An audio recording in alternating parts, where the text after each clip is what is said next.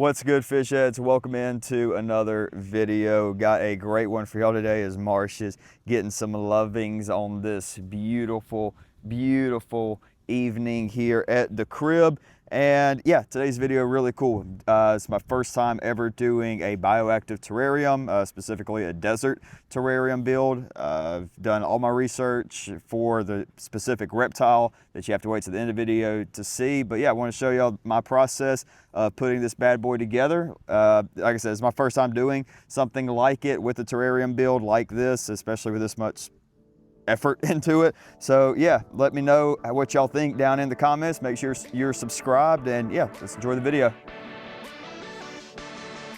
All right, so we started off with a 36 by 18 by 18 terrarium. Took this foam board, cut it in two pieces, and got it fitted in for the background. This next part is one of the most fun parts of the process. It's getting an idea of my background and what I wanted it to look like. I had this really cool piece of spider wood I knew was going to go right under his basking light. Then went with this cork log. It's going to be like a runway from the substrate all the way up to his basking spot for him to run up and down. Then I also added in little pieces of cork bark that are going to serve as perches and kind of shady hide spots for them as well.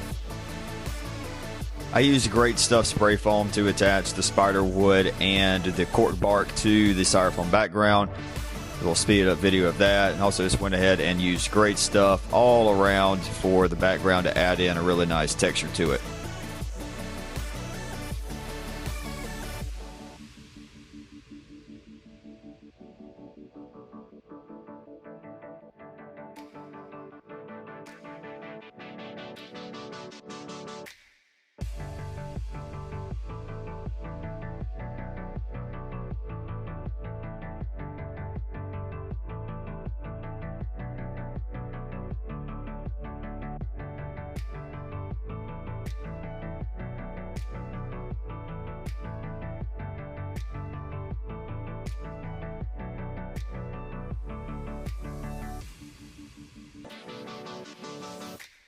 While I waited for the Great Stuff to cure, I went ahead and made my substrate mix.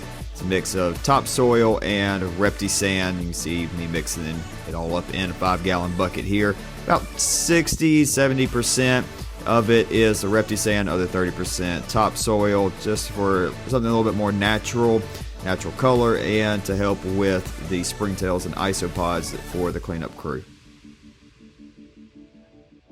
Next up was the very tedious and time-consuming process of cutting back the shiny layer of the Great Stuff. Had to do this so that the substrate would stick to it. If not, it just would have all fell off and the background would look like crap. So yeah, I'm gonna skip through this part, but as you can see, just gotta cut through every little bit there to get to the airy stuff and not the shiny stuff.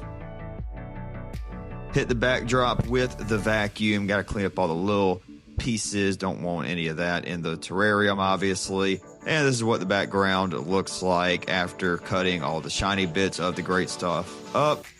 You see a little bit of preview. I got curious, put a little bit of the dirt up there, but it wasn't just going directly on there. This is dry lock. Obviously, it is reptile safe. Has Quickcrete that I put in there. Cement dye mix, all safe, all perfectly fine for your reptiles, and trying to kind of imitate that little hide, as that's going to be a hide that I utilize in the terrarium itself. I started painting right at the base of the spider wood. I really wanted it to make it look like branches coming directly out from the rock wall that was the background. I did a little bit of debating back and forth on whether or not I wanted to leave the cork bark natural or if I wanted to paint over it. Be a little riskier decision, and as you can tell, that's what I went with. Say riskier because you never know how it's going to turn out. At least I didn't, because it's my first time doing anything like this.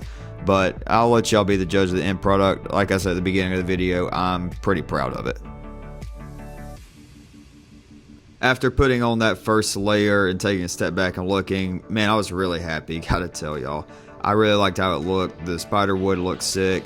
One thing I wish I'd done a little bit better was being a little bit more careful. You can see a couple splashes of paint and Great Stuff on the spider wood. But yeah, got everything set up, added in a couple more details and just an extra layer of paint to really shore up the backdrop. I added a second layer to the entire backdrop and a third layer to certain spots. Then I took a scoop of the substrate and started sprinkling it all over the backdrop. Every time after I poured a little bit, I would pat it down into the backdrop. This really helped it stick in, and after a little over a week of the reptile that is living in there currently, it is holding really, really good, and he loves it. He's able to hold on, climb all over it. He is loving it, and man, it just looks so sick. I let it dry overnight, and this is what it looked like the next day. It held really well. Obviously, some of it fell down after putting it on its bottom, but yeah, it looks really good, y'all. I decided to go ahead and paint this hide too, just so it would really fit in a little bit better into the backdrop and really look like it was jetting out from the wall. And you already know, when the paint is wet, throw the dirt on. Give it that texture, baby. Cut a section out of the backdrop where the hide is going. Bada bing, bada bang. Looks like it's coming right out of the wall. Phenomenal. Love it. And you already know we secured this bad boy in so that no critters, nobody can get in there, cause any harm to the reptile. If he ever decided to try to get in there, could not go well, but not an option. Got the great stuff in. I decided to take a little bit of a risk on the side panels, and it paid off. Honestly, this worked. I painted the glass and threw sand at it. Same thing I did with the back. Obviously, happy that I didn't do this to the back because I love how the back turned out, but this was a lot easier, and believe it or not, he's actually been able to grip onto it a little bit because it has the sandy background to the sides. Obviously, he likes the back better than the sides, but I have seen him jump up on it a little bit, and it looks really good. It kind of completes the enclosure, and he's not freaked out by anything going on to the sides. He just has the front view. I had 2 extra pieces of cork bark, so I decided to paint and add the substrate to them as well. These will provide hides for my little guy if he ever wants to get in the substrate and dig around, hide in it, as you can see right here with this water dish and a couple of really cool rocks that I added in as well. And here's what it looks like underneath the lighting. A couple of succulents and the cactus, which you'll see throughout the video, but I have taken out because those little yellow pricks right there got me. Don't want them to get him. Added in these white dwarf tropical isopods and a couple of springtails you can see in the video there. Put them right underneath the water dish. They have pretty much all survived. I mean, obviously can't keep count, but kept a good population through the first week or so. For the lighting, I have a 10.0 UVB bulb running across the entire top.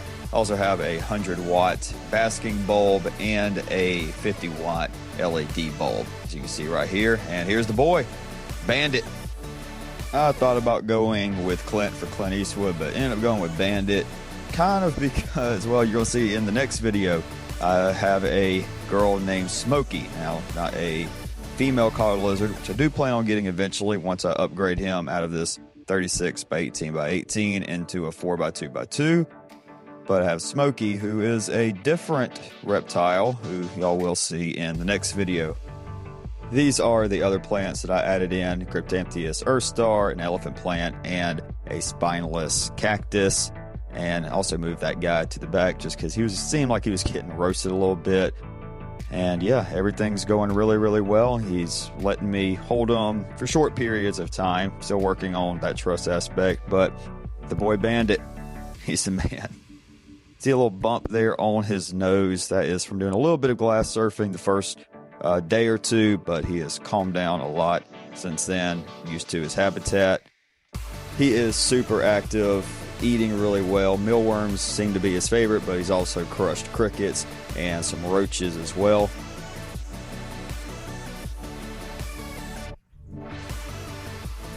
Well, I hope y'all enjoyed the video. Bandit,